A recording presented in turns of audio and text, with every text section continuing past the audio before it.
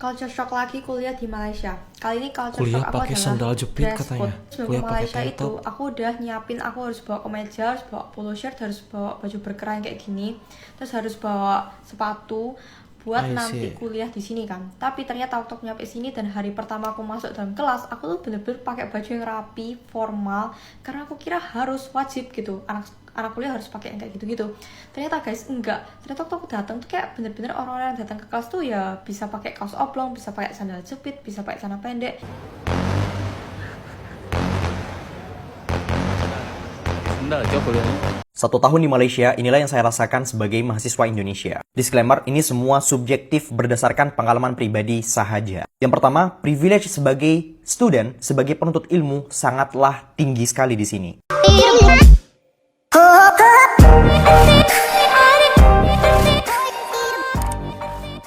Oke guys, kalau udah video reaction aku sore hari ini, di video kali ini guys, aku mau reaction beberapa pengalaman. Ini ada student dari Indonesia nih, beberapa student Indonesia yang membagikan pengalamannya ketika mereka berkuliah di Malaysia. Ini bukan kali pertama aku reaction video kayak gini. Cuman di sini ada beberapa dari mereka yang mengalami culture shock dan juga ada sebagian dari mereka yang mendapatkan privilege yang sangat bagus katanya guys. Mereka begitu sangat dihargai sebagai student di Malaysia gitu. So, gue harap video ini bisa menjadi sedikit gambaran buat teman-teman dari Indonesia yang mungkin punya keinginan pengen berkuliah di Malaysia. Ini ada sedikit aja pengalaman dari kakak-kakak kalian yang sudah berkuliah di sana. Kira-kira privilege dan culture shock apa yang dirasakan oleh student Indonesia ini? So, tanpa berlama-lama langsung saja kita lihat video sekarang. Tapi misal buat teman-teman yang bergabung di sini nih guys, subscribe dulu, nyalakan juga lonceng pastinya supaya kalian tidak ketinggalan setiap kali aku upload video.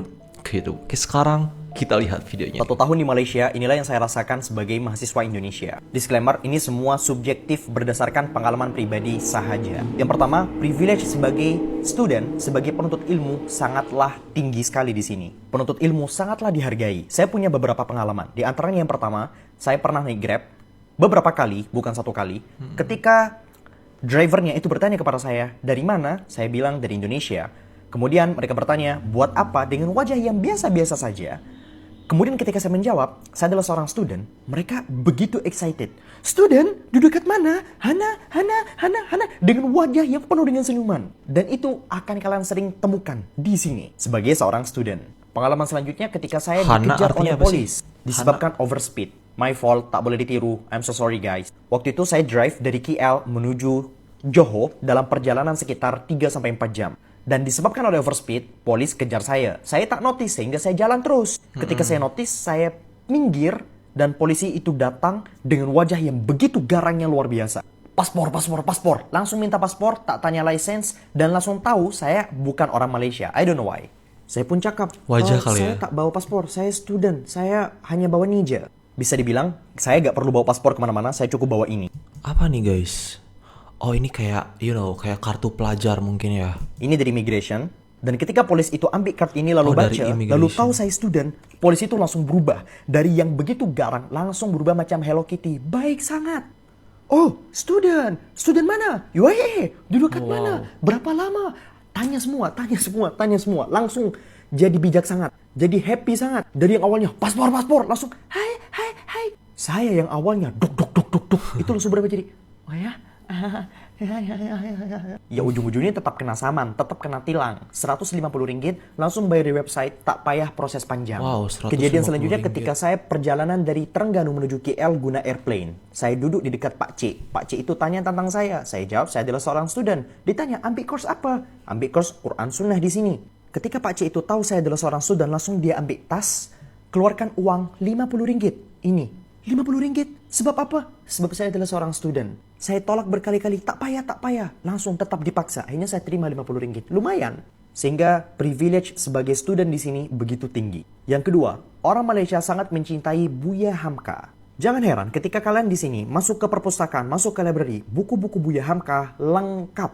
Perbincangan mengenai Buya Hamka ada di kafe-kafe. Bahkan ada satu kafe yang bernama Buya Hamka. Bahkan saya sendiri merasa perbincangan mengenai Buya Hamka di sini di Malaysia jauh lebih sering saya dengar dibandingkan ketika saya ada di Indonesia. Padahal saya sendiri juga mencintai Buya Hamka. Buku pertama yang saya hatamkan dahulu ketika saya ada di SMA adalah buku Buya Hamka. Saya pun penasaran kenapa Buya Hamka dicintai di Malaysia. Saya search dan ternyata Buya Hamka dulu pernah membela Malaysia mati-matian dan rakyat Malaysia Oh, I sampai see. hari ini tidak melupakan jasa itu. Yang ketiga, orang Malaysia suka sekali beratur makanan. Orang Malaysia suka sekali antri untuk kalau ini dapetin makanan. Maka jangan heran ketika nggak kalian heran masuk sih. ke satu restoran terus antrinya panjang pol, beraturnya panjang pol. 1 jam, 2 jam. Sampai-sampai saya pernah jumpa dengan kawan lalu saya tanya, "Bro, tak payah datang ke sini. Tuh, antri, beratur panjang sangat." Lalu kawan saya cakap, "Tak apalah, sejam je." Sejam je? Sejam je? Sabar ya orang Malaysia. Kuat beratur orang sini. Lalu yang keempat, mayoritas makanan Malaysia itu manis-manis. Kalau kalian berasal dari daerah di Indonesia yang kurang suka dengan manis-manis, sepertinya kalian di sini tidak bisa makan makanan Sunda Malaysia terlalu juga banyak. manis Kecuali kalian berasal dari daerah Indonesia seperti Jogja mungkin yang suka manis dengan nasi gudegnya dan banyak hal. Sepertinya kalian cocok di sini. Untungnya di sini masih banyak makanan kayak ayam gepuk atau restoran-restoran Indonesia juga banyak di sini. So please buat teman-teman Malaysia, bagi saya satu menu makanan khas Malaysia yang pedas. Please, saya penasaran seperti apa pedasnya Malaysia. Bukan restoran Indonesia, bukan restoran India, tapi restoran Malaysia yang jual makanan pedas. Saya penasaran. Yang kelima, dan ini adalah satu-satunya pengalaman tak baik, tak nyaman yang saya rasakan selama 1 tahun. Terbayang selama 1 tahun, pengalaman tak baik saya hanyalah satu aja, yaitu sering disangka tak punya duit sebab saya orang Indonesia. Dan ini sering terjadi. Bahkan ketika saya tanya beberapa kawan saya yang sesama Indonesia, saya tanya apakah mereka mengalami ini, mereka berkata, yes. I don't know why, tetapi kenapa persepsi itu ada. Can Malaysian people tell me why? Coba Lalu yang terakhir, jelasin. dan ini yang paling membuat saya bahagia adalah no one judge you just because your English is so bad. Di sini, saya bebas menggunakan bahasa Inggris. Saya bebas latihan bahasa Inggris dengan I siapapun. see. Dan gak ada yang ngejudge kamu hanya gara-gara bahasa Inggrismu salah. Mereka langsung kayak paham gitu loh. Yang penting paham. Berbeda dengan pengalaman saya sebelumnya. Saya pernah beberapa kali menggunakan bahasa Inggris. Di live saya menggunakan bahasa Inggris sebagai latihan saya. Ya Allah, dikata-katain mulu dah. Polis-polis grammar itu datang kemudian ingin menerkam saya. Sehingga saya jadi gak pede gitu untuk menggunakan bahasa Inggris di Indonesia. Tapi di sini, padahal yang bisa menggunakan bahasa Inggris itu lebih banyak. I see. Tapi walaupun saya salah, itu gak ada yang ngejudge. Makanya saya bebas menggunakan bahasa Inggris di sini sebagai bahan latihan saya. So, overall, nilai saya selama tinggal 1 tahun di Malaysia, 9/10. 3 hal yang bikin gue kaget pas gue kuliah di Malaysia. Yang pertama, language barrier.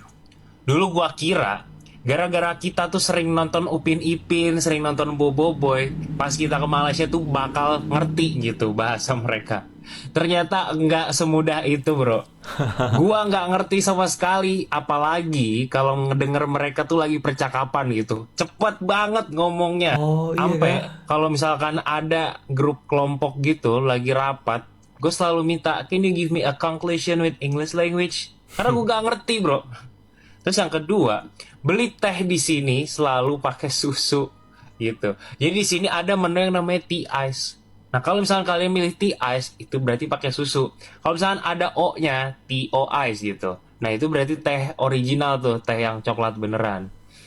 Terus yang ketiga, perempuan-perempuan di sini tuh muslimah parah, bro. Oh, Kayaknya kalau gua kuliah itu tiap hari udah kayak lebaran gitu.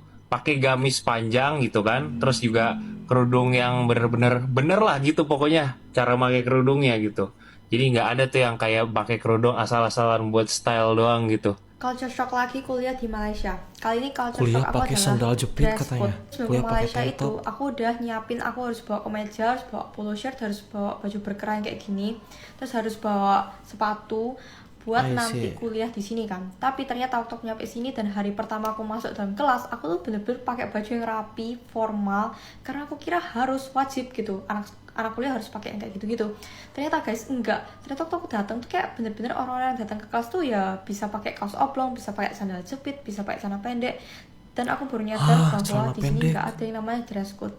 Jadi di sini bisa pakai baju bebas dan semua kalian aja. Kalian nggak bakal dimarahin harus pakai baju tertutup karena di sini tuh kalian mau pakai crop top, kalian mau pakai kaos kutang datang ke kelas tuh ya nggak dilarang. Jadi aku menyesal guys membawa baju-baju formal dan yang akhirnya nggak aku pakai. Kalau pakai kaos oblong kayaknya masih normal ya. Cuman kalau pakai sandal jepit lumayan cukup kaget juga sih aku guys. Masa iya sih kuliah pakai sandal gitu? Enggak, kita bukan meremehkan ya. Sorry, kita bukan meremehkan, tapi di sini kita cuman kayak kaget aja. Oh, ternyata di sana peraturan untuk seragam tidak terlalu sebegitu ketat mungkin ya. Orang Indo kuliah di Malai. Bener dong. Dia pakai kaos oblong, pakai kolor, sendal, really? Sendal coba kuliahnya.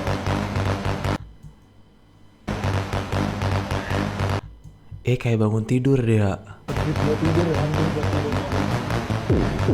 Sorry guys, sorry banget. Kita bukan melecehkan, kita bukan merendahkan. Kalian jangan salah paham dulu ya. Jangan dulu komen negatif. Ini cuman culture shock. Ngerti gak? Kayak, oh wow gitu. Oh ternyata kayak gitu. Kita tahu, kita semua tahu itu bukan sebuah masalah. Mau kalian pakai baju apapun, terpenting belajar kalian bener gitu. Bener gak? Memang bener kayak gitu kan? Ya cuman karena mungkin di Indonesia tidak biasa seperti itu ya, apalagi pakai kolor, pakai sendal gitu ya. Jadi kita lumayan cukup kaget juga. Tapi gak apa-apa, gak jadi masalah kok. Gua mau sedikit perbandingan antara tugas kuliah gua di Malaysia sama tugas kuliah gua di Indonesia. Yang pertama, tugas kuliah di sini penilaiannya lebih detail, guys. Rata-rata tugas gue di sini adalah analisis jurnal. Mungkin analisis jurnal udah nggak asing di Indonesia, tapi nggak dengan sistem penilaiannya. Jadi di sini setiap mata kuliah itu ada form penilaiannya. Misal ada nilai 1 sampai 5 gitu. Kalau misal analisis lu menggunakan sumber yang tepat, kemudian memakai argumen yang konsisten, kemudian juga tulisannya rapi, lu bisa tuh dapat nilai 5. Terus kalau misalnya yang kurang gimana? Dapat 4. Kalau misalnya ada yang kurang lagi 3 sampai dengan 1 kalau lu nggak ada kriteria-kriteria tersebut di dalam tugas lu. Jadi gua kalau nggak bener, kalau gua acak-acakan nugas, gue takut dapat nilai 1 bro di sini.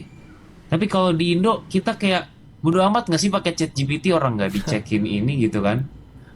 Yang kedua, setiap matkul udah disusun dengan rapih tugasnya per bulan. Jadi nggak ada tuh yang namanya lu dikasih tugas sesuai dengan mood dosen lu mau ngasih tugas apa gitu. Oh iya bener. Terus di sini adalah satu matkul 4 sampai 5 tugas wajib per semester. Itu belum ditambah tugas-tugas tambahan. Jadi ya udah tugas lu tok sesuai dengan struktur tugas yang ditentuin gitu. Yang ketiga, tugas lu dituntut untuk perfect dan teliti setiap tugasnya. Jadi lu nggak bisa tuh cuman ngandelin copy paste dan lihat AI buat ngerangkum jurnal. Mau nggak mau lu harus baca tuh jurnal dari atas sampai bawah, kemudian lu analisis. Karena kalau nggak lu analisis, ya lu dapat nilai jelek di situ. Kalau di gua di Indonesia, udah gua udah dirangkumin AI, tinggal parafrase selesai. Akhirnya apa? Kita itu nggak biasa dengan sesuatu yang berat gitu. Makanya banyak dari mahasiswa kita itu yang brain rot, baru baca jurnal sedikit udah ngantuk, udah bad mood. Hai guys, aku international student yang kuliah di Malaysia dan ini adalah alasan-alasan kenapa aku nyesel banget kuliah di sini. WI ini muka aku tuh habis makeup buat Halloween, jadi ignore aja. Disclaimer, bukan di Malaysia tapi di luar negeri. Pokoknya in general kuliah di luar negeri ya, bukan karena negaranya. Yang pertama adalah aku harus cuci baju sendiri. Kayak waktu dulu aku di rumah itu aku selalu cuci baju itu dicuciin sama mbak. Ya aku tahu aku yang manja, tapi karena aku harus adaptasi lagi itu kayak males banget rasanya nyuci baju sendiri, ngeringin sendiri, terus harus lipat baju sendiri, itu kayak males pol. Kedua adalah aku harus cari teman baru. Kalau misalnya kalian pikir-pikir males banget gak sih? Kalian tuh harus adaptasi lagi, cari temen lagi. Padahal kalian tuh udah nyaman banget sama teman kalian yang lama waktu SMA. Terus yang ketiga adalah banyak pol event yang bisa kita ikutin. Saking banyaknya tuh sampai kita tuh capek sendiri karena harus ngimbangin antara event dan juga kuliah. Jadi kayak nubruk jadi satu. Apalagi kalau misalnya kalian tuh ikut jadi komite event atau organisasi. Nah itu kalian harus bagi waktu lagi. Itu kayak capek banget, kadang-kadang tuh kayak udah pengen nyerah rasanya. Tapi itu adalah kata-kataku dulu, karena sekarang aku sama sekali nggak nyesel kuliah di luar negeri. Kenapa? Karena semua hal yang aku sebutin tadi itu, kalau misalnya kita ambil sisi positifnya itu adalah kita tuh dilatih buat mandiri dan juga untuk ngelatih tanggung jawab sendiri. Kalau misalkan aku kuliah di Indonesia, belum tentu aku bisa mandiri ini, meskipun sekarang emang masih kadang-kadang males. Cuman kan mau nggak mau aku tetap harus nyuci baju sendiri dan apa-apa sendiri, which is dimana aku bisa ngelatih tanggung jawabku dan juga kemandirianku pastinya. Terus ikut event tuh capek, ya emang capek, ikut community tuh emang capek, tapi seru pol guys, at the end tuh seru banget, apalagi ngikutin event-event kayak Halloween sekarang. Dan di dalam event kita tuh juga bisa kenal sama orang-orang baru, dan juga kita itu bisa menambah relasi. Itu siapa yang bilang kalau misalkan nyari teman baru tuh gak enak? Buktinya sekarang aku seneng banget bisa punya teman baru, meskipun aku juga klik banget sama teman-temanku yang dulu di Surabaya, tapi kayak sekarang aku punya teman baru di sini tuh juga aku kayak sedih sih kalau misalnya harus ninggalin mereka. Soalnya kayak mereka tuh baik-baik banget dan friendly banget, dan mereka tuh ngerti apa yang kita rasain sekarang. Karena kita juga jauh dari keluarga dan sama-sama mau survive di negaranya orang lain. Jadi ya terkadang memang sesuatu yang kita takutkan itu belum tentu bisa terjadi gitu. Itu cuman kayak gambaran otak kita aja, kayak aduh males banget nih nyari temen, padahal pas udah dapat teman baru kita jadi seneng, kita jadi punya relasi baru, punya pengalaman baru gitu gak sih? Cuman memang pikiran kita aja yang ternyata sering banget bermasalah gitu. Dan ya mengomentari video-video tadi ya, aku bersyukur banget beberapa dari mereka mengalami privilege yang sangat bagus ketika berkuliah di Malaysia, dihargai sebagai student, bener-bener dianggap gitu. Dan tadi soal culture shock, apalagi soal setelan, soal baju, itu bukan sebuah masalah guys, tenang aja. Gak apa-apa kok, kalian pakai kaos doang, pakai tank top juga, yang paling penting ilmunya, bener gak sih? Bukan pasti jawaban kalian nanti di komentar, kita juga gak mempermasalahkan, cuman kita kaget aja gitu. Culture shock namanya juga, kayak di kita gak biasa tapi ternyata di negara kalian ada gitu, jadi kita kaget gitu aja sih kok guys. Jadi kita gak ada maksud untuk merendahkan gitu. But anyway, buat teman-teman yang sekarang punya keinginan untuk berkuliah di Malaysia, ini sedikit gambaran nih dari kakak-kakak kalian yang sudah sukses berkuliah bertahun-tahun di sana, dan rata-rata mereka merasa nyaman ya justru dengan budaya, dengan lingkungan, dengan cara pembelajaran mereka. Meskipun hektik tugasnya, harus perfect segala macem, tapi itu demi kebaikan mereka juga, dan itu adalah suatu penilaian yang positif. Jadi overall pengalaman-pengalaman dari beberapa student ini ada pengalaman yang baik ya, bukan pengalaman yang buruk gitu. So buat teman-teman yang mempunyai keinginan untuk berkuliah di Malaysia, boleh banget dipertimbangkan, karena ternyata Malaysia katanya senyaman itu guys.